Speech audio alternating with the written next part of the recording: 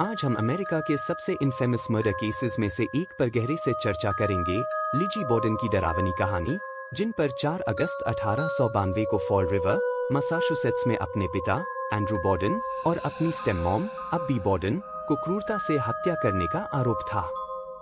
यह crime scene कुछ कम भयावह नहीं था। एंड्रू बॉर्डन का चेहरा लगभग पहचान में नहीं आता था, क्योंकि उसे कई बार हैचेट से मारा गया था, और अब्बी की भी उसी तरह हत्या की गई थी। ये मर्डर्स उस घर में हुई जिसे लिजी अपने माता पिता के साथ शेयर करती थी, और जब बॉडी पाए गए तो लिजी से सबसे पहले पूछताछ की गई। उसके बाद की अजीबोगरीब हरकतें और इनकंसिस्टेंट स्टेटमेंट्स तुरंत सस्पिशन का कारण बने। लिजी को जल्दी ही अरेस्ट कर लिया गया और यह केस एक नेशन वाइड सेंसेशन बन गया। प्रोसिक्यूशन ने यह दावा किया कि लिजी ने अपनी पारिवारिक फाइनेंशियल प्रॉब्लम्स और इनहेरिटेंस को लेकर गुस्से में आकर अपने माता पिता की हत्या कर दी थी।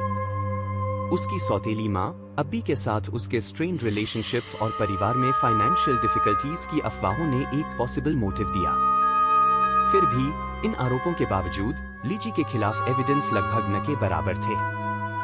हत्या करने वाला वेपन कभी नहीं पाया गया, और जब पुलिस आई तो लिजी के कपड़ों पर कोई ब्लड नहीं था। इससे डिफेंस पक्ष ने यह तर्क किया कि लिजी को गलत तरीके से अक्यूज किया गया था, और यह सुझाव दिया कि असली किलर अब भी बाहर कहीं हो सकता है। द ट्रायल ऑफ लिजी बॉर्डन एक सबसे सेंसेशनलाइज्ड ट्रायल्स में से एक बन गया। मीडिया हर एक डिटेल पर मोहित था, और लिजी एक सिंबल बन गई मिस्ट्री और स्कैंडल का। अंत में थोड़ी देर की डेलिबरेशन के बाद जूरी ने लिजी को एक्विट कर दिया, यह कहते हुए कि उसे दोषी ठहराने के लिए कोई कॉन्क्रीट एविडेंस नहीं था। वह फ्री हो गई, लेकिन हत्याओं का स्टिग्मा जीवन भर उसके साथ बना रहा। अपनी एक्विटल के बावजूद बहुत से लोगों ने लिजी की इनोसेंस पर सवाल उठाए। क्या वह सच में उस कोल्ड ब्लडेड किलर थी, जैसा कि उसके क्रिटिक्स ने उसे माना, या फिर वह एक ऐसी विक्टिम थी जो एक क्राइम के लिए फ्रेम्ड की गई?